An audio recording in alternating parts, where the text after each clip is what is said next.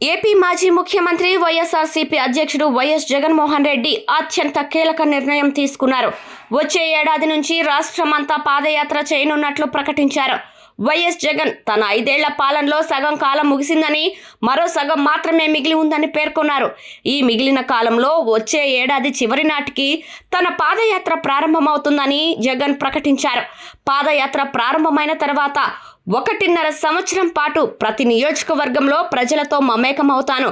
నా పాదయాత్ర ప్రారంభమైన తర్వాత వైసీపీ శ్రేణులు సీఎం చంద్రబాబుకి ప్రతిరోజు సినిమా చూపించడం ఖాయమన్నారు జగన్. ఎన్నికల్లో ఏ హామీ నిలబెట్టుకోలేని కూటమి ప్రభుత్వం ప్రజలను మోసం చేసిందన్నారు. అధికారంలోకి వచ్చిన 2 ఏళ్లలో రాష్ట్రాన్ని అప్పుల కుప్పగా మార్చారని మండిపడ్డారు జగన్. దోచుకో, పంచుకో, తినుకో అనే కాన్సెప్ట్తో చంద్రబాబు పాలన సాగిందని విమర్శించారు. ఇప్పుడు తాజాగా మళ్లీ పాదయాత్ర చేస్తున్నట్లు జగన్ ప్రకటించారు. అయితే ఎక్కడి నుంచి ప్రారంభమవుతుంది, ఎక్కడ ముగుస్తుంది, ఎన్ని కిలోమీటర్లు అన్న దానిపై మాత్రం ఇంకా క్లారిటీ రాలేదు.